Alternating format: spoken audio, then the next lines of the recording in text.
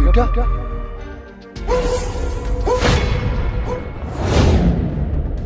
निकल बुढ़े यहाँ से।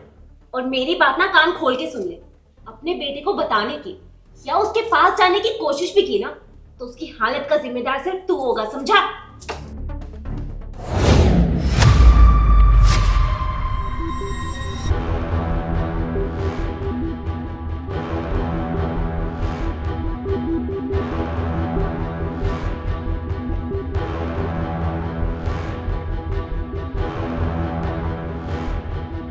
शिवानी, यहाँ पे एक बुजुर्ग आदमी बैठे थे, वो कहाँ चले गए? छोड़ो ना आयुष, उनके नसीब में होगा ही नहीं कंबल लेना। हम चलते हैं। चलो ठीक है।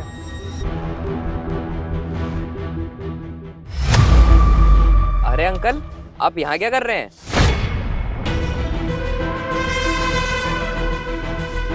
पापा, अरे वो कबाड़ी वाले, पकड़ इन्हें। पापा, आप ठीक तो हो ना? और ये क्या हालत बना रखी है अपनी? कहाँ चले गए थे आप? पापा चुप क्यों? बताओ ना, कहाँ चले गए थे?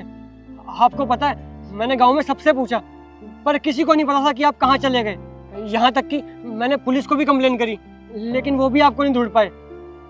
पापा कुछ तो बोलो, कुछ तो बताओ। छोड़ो ना आयुष, मुझे तो लगता है ना कि पापा जी को हमारे साथ रहना ही नहीं था, इसलिए घर छोड़ के चले गए।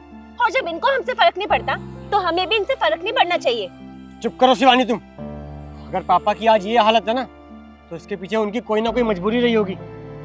पापा बताओ मुझे कि क्या कमी छोड़ी थी मैंने, जो आप घर छोड़ के चले गए? मुझे तेरे साथ रहना ही नहीं था।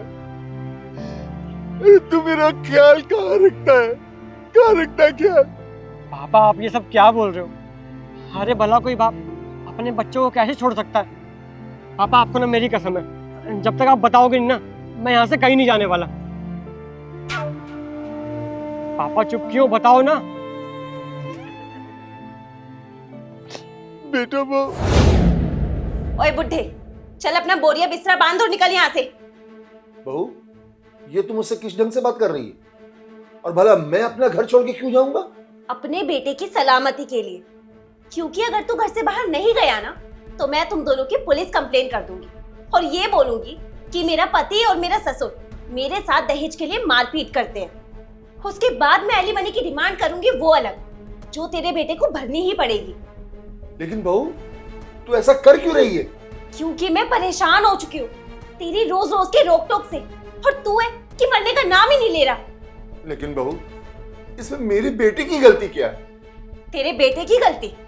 उसकी गलती ये है कि तू उसका बाप है, और जैसा जैसा तू उसको बोलता है ना, वो बिल्कुल वैसा करता है, तेरे इशारों पर नाचता है, जिस सबकी वजह से ना मेरी फरमाइशें मारी जाती है। पापा जी मुझे 3000 रुपए दे दीजिए। क्या करनी बेटा? वो मेरे भाई की शादी आ रही है ना, तो मैंने ऑनलाइन साड़ी मंगाई थी, तो नीचे पार्सल वाले भैया आए हैं, उन्हें देने जाने हैं। क्या जरूरत थी इतनी महंगी साड़ी मंगाने की? वापिस भेज दो उसे। मैं आयुष को बोल दूंगा 250-300 की साड़ी लाके दे देगा, पहन लेना। पर पापा जी मेरा इकलौता भाई है, उसकी शादी है। एक दिन की शादी है ना, अगर 200-250 की साड़ी पहन लोगी तो इज्जत कम नहीं होगी। जाओ से मना कर दो, कैंसिल कर दो साड़ी को।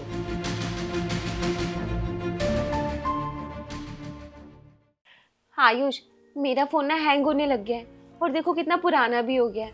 मेरी सारी फ्रेंड्स के पास आईफोन है, मुझे भी आईफोन दिला दो। ठीक है, मैं पापा से बात कर लेता हूँ। क्या यार, हर चीज में पापा जी से पूछना जरूरी है क्या? तुम ही दिला दो, फोन ही तो है। यार शिवानी, तुम तो जानती हो कि घर का सारा हिसाब किताब पापा ही देखते हैं।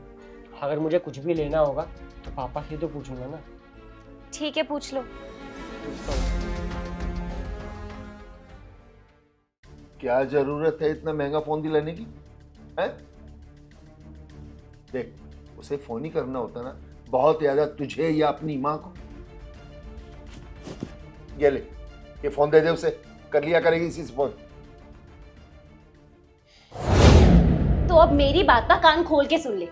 तू यहाँ से सीधा गांव जाएगा, और गांव जाकर ना अपने बेटे को फोन करेगा और उससे ये बोलेगा कि तू गांव में ही रहेगा, और रोज 1 हफ्ते तक अपने बेटे से बात किया करेगा। और उसके बाद ना अपना फोन स्विच ऑफ करके कहीं फेंक दियो और गांव से कहीं दूर चला जाइयो, ताकि तेरे बेटे को लगे कि तू गांव से कहीं गायब हो गया है और वो तुझे गांव में ही ढूंढे। और अगर गलती से गलती से भी तूने अपने बेटे को बताने की कोशिश की ना, तो मैं तेरे बेटे के ऊपर ना ऐसी ऐसी धाराएं लगवाऊंगी ना कि पूरी जिंदगी ना जेल की चक्की पीसता रहेगा। आयुष, जैसा तुम समझ।